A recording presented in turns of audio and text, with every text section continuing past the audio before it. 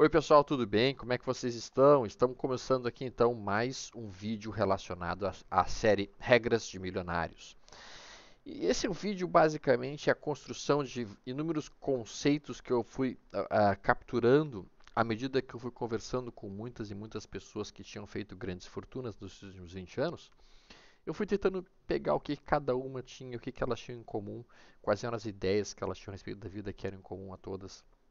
E automaticamente então fui construindo esses conceitos que são universais às pessoas que têm bastante dinheiro. Um dos primeiros conceitos que eu percebi que todos eles têm, basicamente, a gente já conversou a respeito. Foi naquela série Como Ficar Rico, em que a gente fala bastante sobre a ideia de comprar ativos todos os meses e vender passivos, né? Ou seja, comprar coisas ou produtos ou mesmo investimentos que irão trazer mais dinheiro para a gente no futuro. Mas, em termos de linhas gerais, existem outras regras que compõem a mentalidade de milionários ou de pessoas que têm muito dinheiro. Uma das regras que me chama muito a atenção, e aí eu coloco essa pergunta justamente para os amigos que estão em casa, é: uh, a regra que eles têm em mente sempre é: eu vou colocar o dinheiro trabalhando para mim, ao invés de eu ter que trabalhar pelo dinheiro. Então, eles basicamente procuram realmente extrair o máximo de resultado possível dos seus investimentos, fazendo com que o dinheiro tenha que trabalhar para eles e não que eles tenham que trabalhar para buscar o dinheiro. Exemplo, um exemplo bem claro disso. Tá? Uh, uma das uma das coisas pelas quais muitas e muitas pessoas precisam trabalhar para pagar seriam eventualmente um IPTU ou um IPVA ou algum imposto que fosse recolhido no final do ano. Bom, o que uma pessoa com uma mentalidade milionária procura fazer basicamente? Procura fazer basicamente isso daqui que eu vou mostrar para vocês agora neste momento. Tá? No momento em que ele trabalha o conceito de uma, podemos assim dizer, de uma ideia de eu não tenho que trabalhar pelo dinheiro, é o dinheiro quem tem que trabalhar para mim, tá? No momento em que ele observa isso e entende isso dessa maneira, instantaneamente ele vai procurar investir de uma maneira que permita, de fato, que ele tenha a melhor rentabilidade possível. E aí eu vou colocar aqui na tela para vocês verem o que eu estou tentando basicamente falar. Deixa eu ver aqui se eu consigo colocar onde é que está. Aqui. Digamos que um determinado investidor, esse investidor ele tem então um, uma reserva financeira e essa reserva financeira esteja alocada justamente naquilo que é conhecido como, digamos assim, o CDB de um banco de varejo. Tá? O CDB de um banco de varejo, ele basicamente trabalha, o CDB de um banco de varejo, ele basicamente trabalha com o quê? Ele basicamente vai te oferecer algo em torno de 85% do CDI. Bom, o que é 85% do CDI? Tá? 85% do CDI, tá? 85% do CDI. Primeiro, o que é CDI? O CDI é a taxa interbancária. Tá? Podemos até, por assim dizer, que o CDI seria a taxa de juros. Tá? Daria para dizer de uma maneira mais corriqueira que o CDI seria a taxa de juros corrente ou vigente no mercado. Tá? Quando a gente fala justamente de, de um CDB qualquer, ou de uma grande quantidade de CDBs, o que nós estaremos observando é que a maior parte dos CDBs de banco nos oferecem algo algo em torno de 85% do CDI. Tá? Então, quando a gente fala de 85% do CDI, considerando que o CDI atual está trabalhando numa faixa de considerando que o CDB atual está trabalhando numa faixa de 6,40% ao ano, O CDB clássico, aquele que é observado no Itaú, no Bradesco, no Santander, em grande parte dos bancos, vai estar oferecendo em torno de 85% de CDI para as pessoas médias. Isso vai oferecer 5,44% ao ano. Tá? Bom, 5,44% ao ano, se este investidor tiver um valor em torno de R$ 100.000 alocados nesse CDB, que é basicamente um empréstimo que ele deu para o banco, e o banco vai estar retornando essa taxa de juros ao ano, vai retornar para ele R$ 5.440 menos impostos, ou seja, não tem que tirar os impostos em cima disso. Bom, esse mesmo investidor poderia ter alocado, esse mesmo investidor, ao invés de ter que trabalhar o suficiente para pagar o seu IPTA ou o suficiente para pagar o seu IPTU, ele poderia ter alocado, ao invés de ele colocar o dinheiro em um CDB, por exemplo, de Itaú, ou em CDB, por exemplo, do Santander, ou em CDB de qualquer outro tipo de banco nesse cenário, ele poderia, por exemplo, ter escolhido um CDB que estivesse relacionado com em torno de 117% do CDI. E aí existe dentro da plataforma da XP e dentro das plataformas abertas, existem vários CDBs que estão oferecendo este tipo de rentabilidade de diferentes bancos, bancos médios ou bancos até mesmo pequenos, oferecendo em torno de 117% do CDI ao ano. Essa diferença aqui, R$ 2.048. A única coisa que mudou aqui foi que, ao invés de nós deixarmos o nosso dinheiro alocado em um CDB de um dos bancos maiores, nós trouxemos nosso CDB para um banco médio ou para um banco pequeno e com isso nós conseguimos uma melhora muito importante na nossa taxa anual e conseguimos instantaneamente fazer com que isso pagasse o nosso IPTU, ou nosso PVA, ou nossa conta da luz, ou nossa conta da água. Com uma única mudança de clique. Aí vocês podem dizer, tá, Alexandre, mas olha só, aqui ele estaria correndo mais risco, porque ele está colocando o seu dinheiro em um CDB de um banco não tão grande quanto os anteriores citados. Bom, acontece que existe uma coisa chamada fundo garantidor de crédito. Isso é uma outra coisa bastante importante que a gente tem que ter em mente.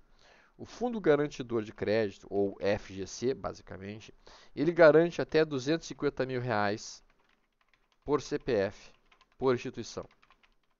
Ou seja, se você tiver R$ 250.000 dentro de uma instituição financeira que venha a falir, tá? Basicamente, esses R$ 250.000 estariam protegidos pelo Fundo Garantidor de Crédito. Mas percebam, é R$ 250.000 por instituição. Significa que se você tiver R$ 250.000 ou R$ 300.000 em um banco único e aquele banco falir, até 250 mil você está protegido. Mais que isso, você simplesmente terá praticamente perdido. Boa parte dos investimentos tem FGC, tem o Fundo Garantidor de Crédito, os CDBs, sem dúvida alguma, tem.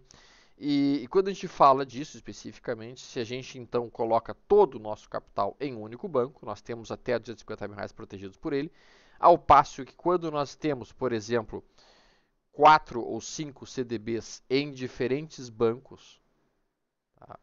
Por exemplo, um CDB num banco A, um outro CDB num banco B, um outro banco CDB C e um outro banco no CDB D. Nós podemos ter até R$ 250.000 em cada um deles e nós teremos com isso todo o nosso valor financeiro protegido pelo Fundo Garantidor de Crédito, enquanto que se nós colocássemos este único 1 milhão em um único banco, nós não teríamos isso sem dúvida alguma. Então, aí a gente entra já na segunda regra dos milionários, diversificação. Então, a primeira regra, a regra número 1 dos milionários, basicamente é fazer o dinheiro trabalhar para você. Essa é a primeira regra. Certo? E isso significa, naturalmente, investir da melhor maneira possível. Investir da melhor maneira possível. Daquilo que provenha os melhores retornos possíveis. Cada 1% a mais é uma enorme vitória. Investir da melhor forma possível. E me surpreende que muita gente ainda tenha dinheiro em poupança, Me surpreende que muita gente ainda tenha dinheiro investido de forma errada, de forma ruim. Por exemplo, em CDBs que pagam 85% do CDI. A regra número 2 é a regra da diversificação. Diversificação, ou seja, os milionários sempre diversificam seus investimentos. E diversificar seus investimentos significa não concentrar todo o seu dinheiro em uma única instituição, porque se essa instituição falir, poderá ter problemas. Não concentrar todo o seu dinheiro em um único tipo de investimento.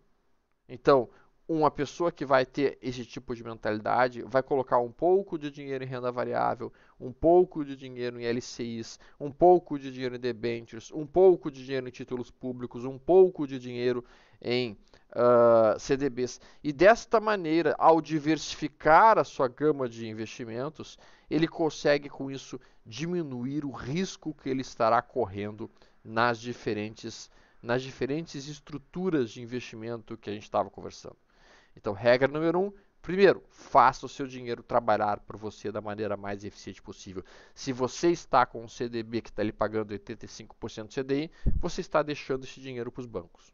Honestamente falando, você está deixando dinheiro na mesa, dinheiro para o qual você não precisaria estar trabalhando tanto e que poderia estar fazendo com que, com um rendimento melhor, você pudesse ter uma vida um pouquinho melhor.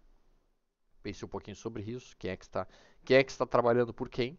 E em segundo lugar, a diversificação é a segunda regra que os milionários sempre tentam carregar dentro das suas vidas.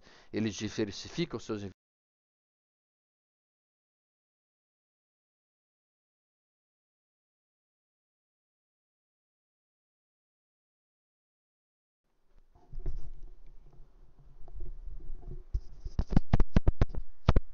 Eles estão basicamente construindo uma rede de segurança em que eles vão investir um pouco de dinheiro em renda fixa e dentro da renda fixa uma gama muito grande de produtos, CDBs, LCIs, CRIs, CRAs, debêntures. Alexandre, não sei nada disso que está falando, eu não tenho a menor ideia do que é CDB, do que é CRI, do que é CRA, do que é debenture, eu não sei nada disso. Não se preocupe. Ao longo dos próximos vídeos, nós vamos pegar cada um desses produtos e nós vamos dissecar cada um deles, apresentando as vantagens e desvantagens de cada um, mostrando por que é interessante ter isso na carteira, por que não é interessante ter isso na carteira. E com isso vamos construindo um conhecimento de educação financeira que basicamente todas as pessoas deveriam ter. Então, uma gama de produtos, uma gama de formas de investir que são extremamente válidas para que vocês conheçam, vão ser abordadas nos próximos vídeos dentro dessa série. Bom, mas aí então, além da diversificação, que é uma regra extremamente importante dentro da mentalidade de ter uma rede de segurança na sua estrutura financeira, entra uma terceira regra, a securitização. O que é uma securitização? Bom, o que eu percebi é que todos os milionários, todos os milionários com quem eu conversei, sempre tinham seguros de vida. Seguros de vida. Para garantir, basicamente, que se eles morressem ou se eles faltassem, as pessoas que eles amam não passariam necessidade. Então, seguro de invalidez, por exemplo. Digamos, Alexandre, eu não tenho filho, eu não tenho esposa, eu não tenho nenhum problema, não tenho nem parente, então não tenho por que fazer o seguro de vida. É? Muito bem. Me diga uma coisa, o que vai acontecer se você tiver algum problema de saúde, que você tenha um AVC e fique entrevado numa cama se você não tem nenhum familiar para cuidar de você e se você não tem dinheiro? Ou não tem sequer um seguro? O problema não é muitas vezes morrer, o problema é ficar inválido. Ficar inválido sem poder produzir dinheiro, passando necessidade. Então, de uma forma geral, a securitização é a terceira regra que todos eles procuram sempre trabalhar. Eles fazem seguros de vida. Securitizar. Securitizar suas vidas, seus retornos, para evitar riscos desnecessários. Então, regra número 1, fazer o dinheiro trabalhar para você. Regra número 2, diversificar os seus investimentos. Regra número 3, securitizar as suas vidas e os seus retornos. Tá? Essas 3 regras, elas são construídas de uma maneira que faça com que a pessoa consiga ter um crescimento do seu patrimônio da melhor forma possível. E agora vem a 4ª regra, terceirizar. Todos eles tinham a seguinte característica: Alexandre, se eu não sei fazer uma coisa, se eu não sei investir ou se eu não sei fazer uma determinada coisa, eu contrato alguém que saiba fazer. Contrato um cara bom que saiba fazer para mim. Eu converso com uma pessoa boa que saiba fazer isso para mim. Então, quando um milionário não entende de uma área específica, ele vai chamar um gerente, ele vai chamar uma pessoa que entenda daquela área, vai colocar ele para trabalhar para ele. Isso é muito normal, isso é muito frequente, ninguém é obrigado a saber tudo de tudo nessa vida. Se a gente não sabe uma determinada forma de trabalhar que é importante para a nossa empresa, nós vamos lá e contratamos alguém que saiba, contratamos o expertise dessa pessoa. A mesma coisa eles fazem para investimentos.